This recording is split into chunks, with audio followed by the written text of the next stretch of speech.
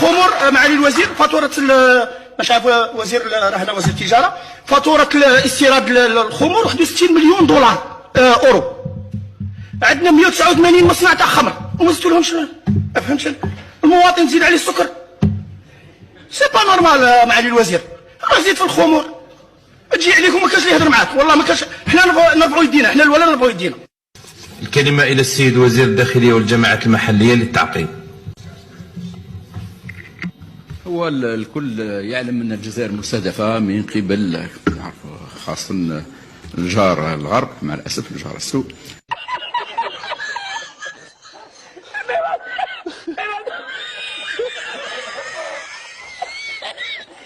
إني رسول من رب العالمين. قد يا بنتي انتي راح تجيبي الامام المهدي. هو الطفل الصغير قدام القدس حملي به. ما احنا يا ما احنا أنا المهدي المنتظر عن عصر الظهور. 25 قرن قبل الأهرامات. انت شفت بولي؟ احنا تاريخنا قبل المسيح. الحشيش تمام. الصيام اختياري في الإسلام. رمضان نهضر على رمضان. أحسنت. رمضان صيامه اختياري. هذه الصخرة طارت بالشيخ عبد العزيز بالحاج من هذا المكان إلى بيت الله. بعد مرور السنين أصبحت خبرا انتشر بين عامة الناس. هي حبة لفت وجدت في إحدى المزارع. عليكم باللفت لكي لا تلتفتوا إلى زهرة الحياة. مصطلح اسمه التضخم في الاقتصاد. ما هو التضخم؟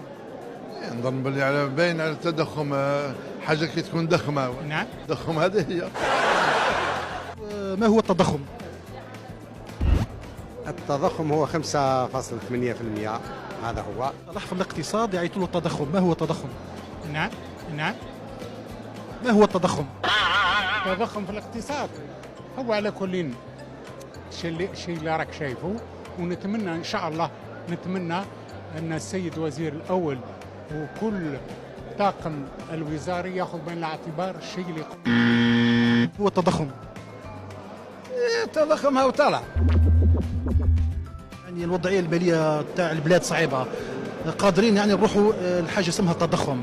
وش هو التضخم؟ بالنسبة للتضخم احنا ما نعتمدوش غير على البترول. كاينة مصادر أخرى مثلا كالفلاحة. الفلاحة اللي هي ممكن تخرج البلاد. سيادة النائب، ما هو التضخم؟ التضخم هو يعني أن تكون السيولة ولا يوازيها يعني في سلة العملات ما يوازيها أو من الذهب. التضخم يعني لا فالور تاع الدراهم تنقص. اقتصاد هناك مصطلح اسمه التضخم. ما هو التضخم؟ التدخل المالي يعني الانفلاسيون، يعني لما يكون فيه صرف كبير يصبح تضخم. بارك الله فيك. الأرقام التي نستخدمها الآن، هذا 1 2 3 يعني نسمي 1 2 3، هذا اللي نسميوه اللي نعتبرها. هذه الأرقام أيضا تم اختراعها في بجاية. أول ما تم اختراعها في بجاية، هذا مهم جدا.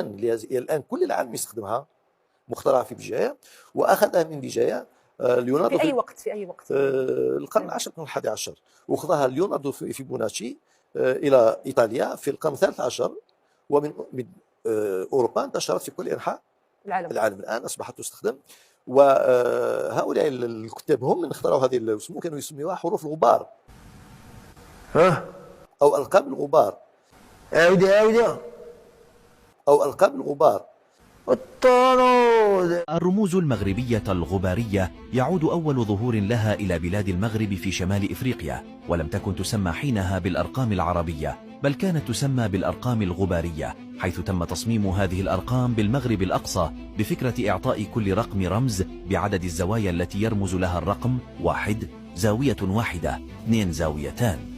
ويعود اختراعها للعالم المغربي ابن الياسمين الفاسي رحمه الله عليه. انتشر استخدام هذه الأرقام عن طريق الزوايا المغربية لحاجتها للترقيم في النصوص والكتب الدينية، وبعد رواجها بدأ سكان شمال أفريقيا باستعمالها في حياتهم اليومية. تعرف الأوروبيون على هذه الأرقام في البداية عن طريق جربرت دورياك بابا الكنيسة الكاثوليكية في القرن العاشر للميلاد، الذي أخذها عن الأندلسيين ونشرها في أوروبا، وسط رجال الدين في الأديرة والكنائس. وبعد قرنين من ذلك ادخل ليوناردو فيبوناتشي الأرقام التسعة ومعها الصفر نحو بلاده إيطاليا بتأليفه لكتاب ليبر أباسي، الذي بسط فيه ما تعلمه من فنون العد والأرقام والحساب والهندسة على أساتذته في جوامع ومدارس الناصرية. تعتبر الأرقام الغبارية هي الأكثر استخداما في عالمنا المعاصر، باستثناء منطقة الشرق الأوسط والجزيرة العربية التي تستعمل الأرقام الهندية منذ تعرفهم عليها وإلى يومنا هذا، حتى أصبحت جزءا من هويتهم، ولم يستخدموا قط في تاريخهم الأرقام الغبارية التي تسمى اعتباطا بالعربية، والتي سجل التاريخ أن منشأها هو بلاد المغرب شمال إفريقيا. ورغم كل المحاولات والجهود لاستبدال الأرقام الهندية بالغبارية، ألا أن جدار صد قومي عربي تمنع عن ذلك، وتبقى هاته الأمة المغربية الأمازيغية مساهمة في كل فترات التاريخ البشري. ولك أن تفتخر كمغربي أمازيغي أنك تستعمل أرقام ابتدعها أجدادك الأمازيغ، وأصبح كل العالم بعدها يستخدمها. السلام عليكم، واش راكم خوتي المغاربه؟ كلشي بخير؟ المغاربه نتوما كفار، نتوما يهود، كيفاش تقراو القران؟ راني حاير على بالكم. حنا في الجزائر قالوا لنا نتوما كفار، سبحان الله. كيف هنايا راهم يقراو يجودوا في القران وماش عارف، ماني فاهم والو انايا. انا قالوا لي كي تروح للمغرب تلقاهم كاع يهود، بصح هنايا راني نشوف الناس راهي تقرا في القران واللي يحفظ. هذه في الجزائر ما عندناش. عندكم نتوما هكا في الجزائر يقراو في القران؟ ما كاش. نتوما في الجزائر قال لك اذن صلي يغلق الجامع، حق ربي ما يريع مفتوح. قال لك ما كان ني حصاني تجويد اني يحفظ القران. قال لك اللي بغى يحفظ القران يحفظه في دارو. ماني فاهم والو انا. الله يبارك. شغل من انا بديت السعوديه، الله يبارك. على بالك حكمني واحد البوليسي داير لاطورش ونمشي هكا في الارض، دايرها في الارض ونمشي نحوس هكا في الارض نشوف واش كاين. قال لي واش راك تحوس يا ولدي؟ قال لي واش راك تحوس في الارض تاعي؟ قال لي طاح لك كاشكار وحشيش ولا تحوس عليه؟ قلت له لا يا عمي البوليسي، قلت له راني نحوس على كاش حاشا كاش وساخ ولا كاش ورقه طايحه في الارض ولا عييت نحوس ما لقيت. شوفوا يا خاوتي الارض كيفاش نقيه، شوفوا حاسبوني تلقاو حاجه طايحه في الارض يا ودي تاعي. سير المغربي ما قاساش بالك انا قست. يا ودي شو تتكسل في الارض صاحبي، شو تعطيها سطوري، شو تتمرغ ما تتوسخش خويا. في الجزائر وحق ربي يا خالتي، في الجزائر حق ربي. غير تخرج نقيم لداركم تفتح الباب يضربك الغبار، اقسم بالله الاولى ما تشوفش انت تحسب الشمس ضرباتك في عينيك. هو الغبار بارك، الجو ملوث، الجو هذاك على العام اصفر.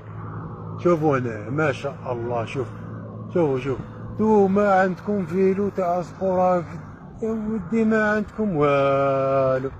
يا بيها تقولوا المروك مررت لكم ياماتكم، درت لكم القريد جمعنا بيها الصحاب. عمي تبون حق ربي ما نولي يا ودي. شوف ترجع الجزائر كي دبي ويصير ما ترجعش، وحق ربي ماني راجع. شوف راهم مطورين عليكم 100 سنه. اشترك في القناة وفعل الجرس ليصلك الجديد كل يوم.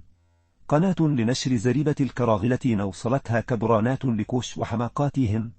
هذه هي العقلية الكرغولية، زريبة لا وزن لا قيمة لا هيبة.